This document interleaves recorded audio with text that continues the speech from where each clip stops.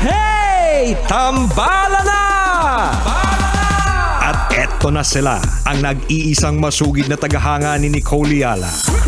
Chris Chuper!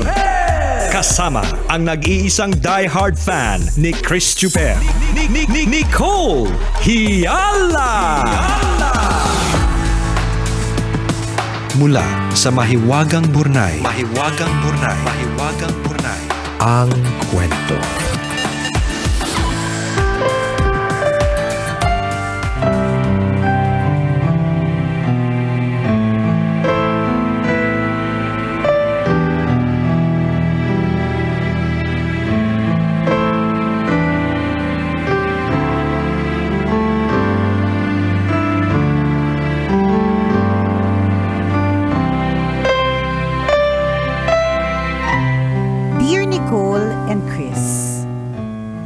Isang maganda at mapagpalang araw sa inyo at sa mga listeners ng Tambalan.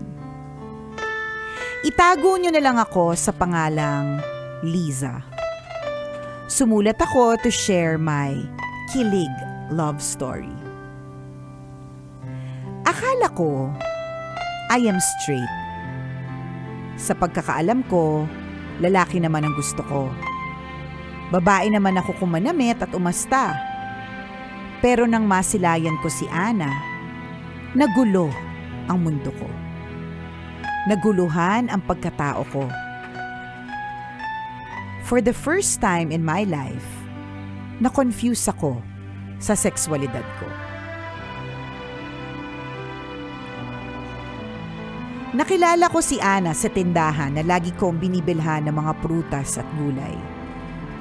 Hindi ko naman siya napapansin nung una pero isang araw, hindi pa ako nagsasalita, sinabi na niya kung ano ang bibilhin ko.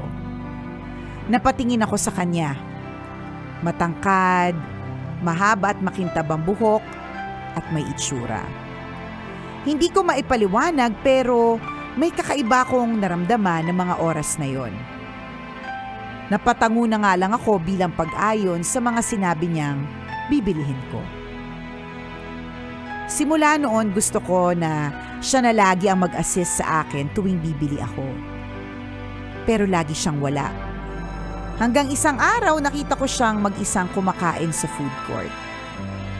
Nilakasan ko ang loob ko at nilapitan ko siya. Tinanong ko kung may nakaupo sa tabi niya at nang sabihin niyang wala, I asked kung pwede akong makishare. Nakangiti siyang tumango.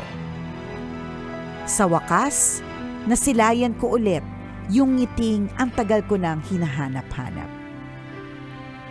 Doon nagsimula ang pagkakaibigan namin. Palagi kami magkasama tuwing weekend. Kumakain kami sa labas, nanonood ng sine, at pumupunta sa dagat kapag dapit hapon para sabay na panoorin ang paglubog ng araw. Dumating ang birthday niya at nagkayayaan sa bahay nila. Pinakilala niya ako sa family niya at sa mga kaibigan. Nagkaroon ng kainan, inuman, at kantahan. Hindi naman kami nalasing kaya nung umuwi na ang mga bisita, kami ang nagligpit. Dahil malalim na ang gabi, inalok niya akong sa kanila lang matulog at kinabukasan na umuwi. Dahil medyo pagod na rin, pumayag ako. Pinahiram niya ako ng pajama at tabi kaming natulog sa kwarto niya. Dahil ilang pulgada lang ang layo namin sa isa't isa, langhap ko ang nakakabaliw na shampoo ng buhok niya.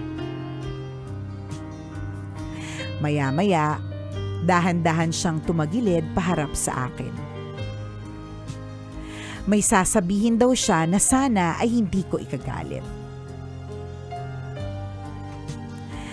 Anyways, ayun na nga. Parehas kami ng nararamdaman. 3 taon na kaming nagsasama ni Ana. Natatakot kami sa opinyon ng mga tao sa paligid namin pero pinili naming maging masaya. Gaya ng iba, we also deserve to be happy. Salamat Nicole and Chris sa pagbasa ng sulat ko. ang inyong tambalanista, Liza.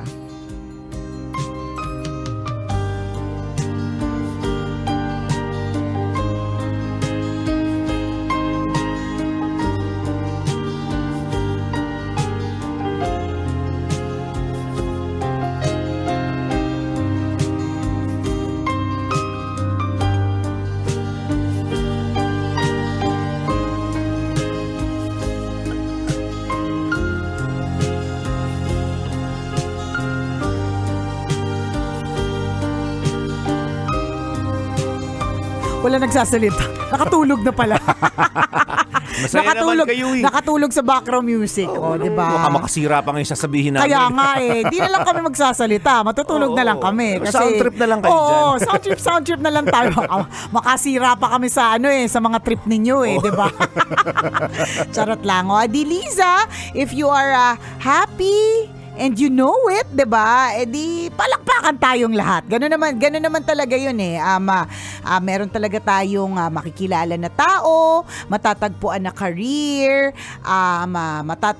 marirealize na talent o kaya meron tayong hobby na gustong-gusto, 'di ba? Na talaga magpapasaya sa atin. At kapag ito ay patuloy na nagpapasaya sa atin, di syempre gagawin mo yung best mo para mas galingan pa, 'di ba? Mas araw-arawin pa, ganon. So, bongga ka dyan sa part na yan, Liza, that pinipili niyong maging masaya. Yun, I think yun yung lesson na pwede nating makuha dito sa kwento na Mahiwagang Burnay, na pwede nating piliin talaga na maging happy. Ganon yun, 'di ba? Parang sinabi natin sa unang tambalan, always meron tayong choice. Meron tayong choice na mairita, mabad trip, 'di ba? Tumambling split at kandiret sa inis, or pwede rin na tumambling split at kandiret sa tuwa. 'Di ba? Correct. Pwedeng ganon. And choice nating lahat yun, mga kaibigan, na nasa atin ang control. Yes! Diba? Remember, we are the driver of our own destiny. Korika. We are the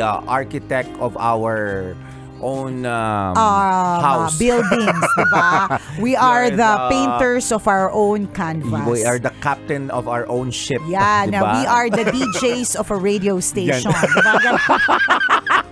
Meron tayong control. May mga hindi tayo makokontrol, katulad ng comment ng iba, opinion ng iba. Pwedeng, in a way, pwede ka magsabi ng parang, pero hindi mo makokontrol kung paano din sila magre-react tungkol dun ang pwede mong gawin is how you will react to it, 'di ba? Parang katulad ng bashing.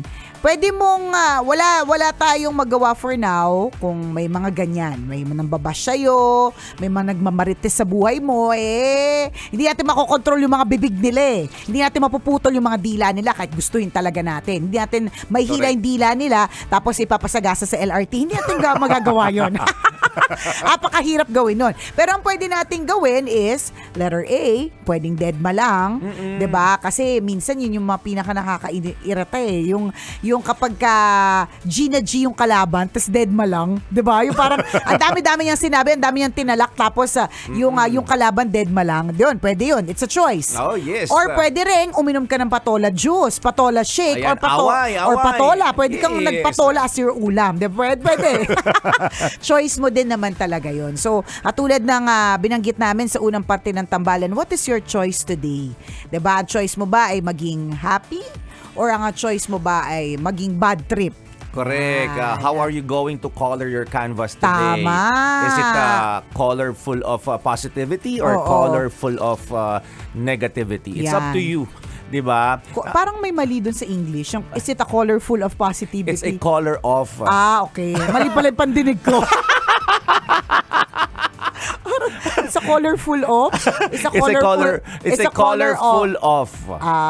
It's a color full of. Yes. Ang sabi mo kasi, it's a color full of. It's blending, you know. Ay, sorry. May blending din pala kahit hindi singer. Okay, so okay, It's a colorful of... It's a colorful of negativity or hindi, ang sinabi mo kasi, it's a colorful of. It's sige. Hiwalayin natin. It's a color full of. Kasi ang dinig ko. May It's a tinatawag- colorful, ano yung sabi, hindi, ano yung It's a statement? color- Ano yung sentence? It's up to you. How are you going to color your canvas? Is It's it a colorful- full of Yan! negativity? Correct. Parang pangit, sinisinok. There's It's a color full of... Diba, there's what we call blending. sige na nga. Oo, Hindi parang- na nag-blend siya, pumangit yung English. Hindi, may bara As a- lang yung tenga nyo. Okay. As an English copywriter, for today, okay, sige. It's a color It's full of- is it a color Diba, full ganito of mo, ganito partner, negativity? para hindi parang nasinok. It's a color, tas kamot ng ulo. Pause ng konti. It's a color full of negativity Yes. or Is it a color full of positivity. Yan. Ano ba yung color full of negativity? Itim. Yan. Gray. Di ba yung mga matatamlay, mga malulungkot? Malungkot. Yung parang ulan na parang ulan na matindi. Yan. 'Di ba? Kung kailan nakasuot ka ng puti, ganon. Ganon yung negativity. 'Di ba? Ang dilim, ang pangit, Totoo. 'di ba? May ganon siyang effect. Or is it a color full of positivity? Nako. Hawak mo yan. Correct. You are Oo. in charge of your own happiness. Yan. Ayan na diba? naman. You are the chef of your own kitchen. You are the mother of your own children. Ganyan. You are the singer of your own songs. Yan. Diba? Ganyan. Totoo yun. You are the captain Yeah. of your barangay. Yan. Diba? You are the muse of the barangay tanods. Diba? Itigil na natin ito. Diba? Yung hindi matinong kausap talaga. Hindi kasi happy naman si Lisa eh. Alam mo, Wala naman talaga kaming may papayo sa'yo na pansinin ninyo kapag ka ang kwento ay Mabigat. nag-share lang sila ng happiness. Kung saan na nakakarating Oo. yung kwentuhan namin ni partner at usapan namin ni partner. Kasi wala naman masyadong hihimay. Binabaliw-baliw na lang namin sarili namin eh. Sa true. Naubos na nga lang namin oras namin. Correct. Inintay na lang namin na 9:39 eh. Hindi, yun? Wala na masyadong hihimayin eh. Oo. Diba? So kami naman ni partner, parang ano pa ba't himayin natin yan? Baka maging controversial pa, diba? Oo, So, baka ma-complicate pa. ma-complicate pa. Yun nga. Makamalito pa sila eh. Correct. So madami pang, at saka baka may masabi pa kami hindi, alam mo yun, Hindi tama, makagulo, hindi diba? Mahirap na. So wag na nating himay-himayin. Masaya naman sila eh, diba? Oo. Ganon. Kaya nga ang tagal nung bago kami nagsalita, ang tagal ng background music. Kasi ako nagpo-proseso talaga ako eh. Anong comment yung sasabihin, ganyan. Pero doon ako nag-dwell sa deserving to be happy. Which is what we always want to be, di ba? Maging masaya. Kaya naman tayo nagtatrabaho para tayo ay kumita ng malaki para eventually maging masaya tayo doon sa kinita natin. Di ba? Yun naman talaga. So deserving ang lahat sa ganun. Totoo. Huwag nang himay-himayin yung kwento kasi mahirap na magkaroon ng complication. Pero di ba kapag ang kwento na sinashare sa Bornay, yung dumaan sa matinding paghihirap, Oh, naku, may talagang- nagtatanong kung ano ang gagawin. Hukay din yan. kami ng mga sasabihin Hukay namin. din. Saan kami ahagilad ng mga Oo. sasabihin namin maganda. So true, diba? Pero kapag ganito na masaya naman ang lahat, diba? Baliw-baliwan lang ang baliw-baliwan lang ang usapan, Oo, diba? yung tanga-tangahan lang yung usapan Oo, dito. ganon. Pwede naman, hindi naman kailangan lagi malalim. Diba?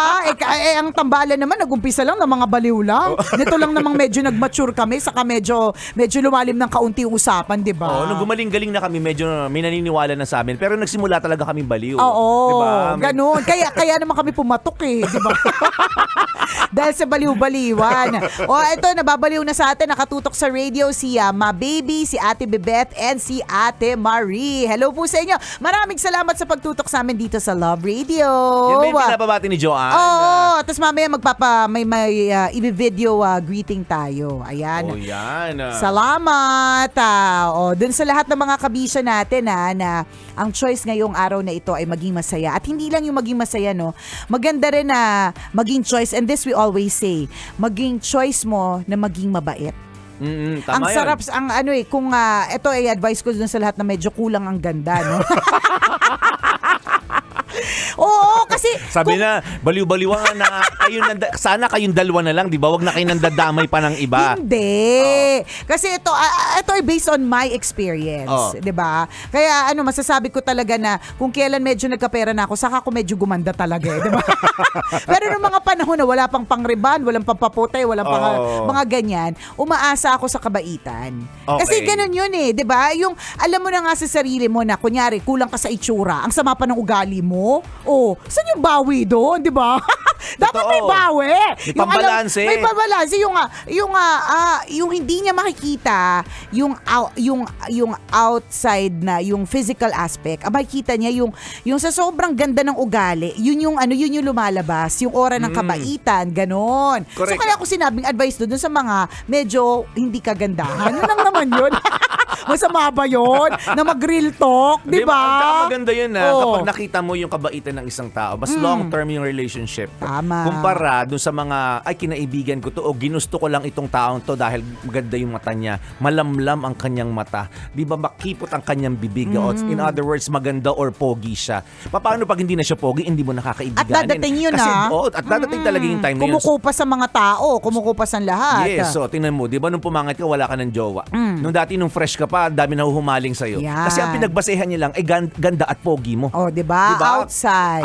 Physical compared lang. doon sa mga Oh. tao ang tiningnan ay ang bait niya. Ay ang full of wisdom itong taong Correct. to. Nakakatuwa naman siya, napakabusilak niya. Yan yung parang Yan. never i-describe sa akin. Si Nicole? Busilak?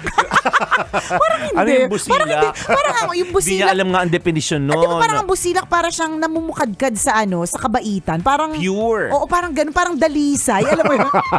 Parang hindi talaga. Oh, di ba? At pag ganun yung Oo, nakita pero pag sa ganun yung isang nakita, tao, di ba? long lasting 'yun. At hindi lang yun. Eternal. Correct ha. Hindi lang Oo. yun, partner. Pagdating dun sa madaling pautangin yung mga taong busilak ang kalooban. Oo, mabait. Yung mabait, Oo. hindi siya mabigat. Pero kapag yung may ugali, naku, hindi ko pa utangin yan. Kahit pogi or maganda ka pa, pagdadalawang isipan kang Correct, diba? pautangin. Mga ganun. O kaya tulungan. Oo. Diba? Diba? So, Basta yun. be good, be kind. Yan ang pinaka-important Puhunan issues. yan. Pwede nating maging choice yan. Magandang choice ang maging mabait. Mabait. Muli ako po si Nicole Yala. At ako naman si Cambio King Chris Chuper. Na nagpapaalala, walang matatag na relasyon sa malanding may determinasyon. Yun!